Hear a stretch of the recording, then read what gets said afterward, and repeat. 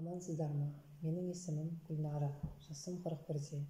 Алланың берген 5 ұл қыздың анасымын. Наурыз айынан бері Сая ханымның марафонына қатысып келе жатырмын. Күнделікті жаттығу жасау арқылы артық салмақтан арылып, шпагатқа еркін отыруды меңгердім. Бұл марафонға қатысқалы бері таңда ерте тұрып, ыстық су ішуді, күнделік толтыруды, кітап оқуды, бет күтімін жасауды әдетке айналдырдым. Бастысы, Алланың 99 есімін жатқа айтамын.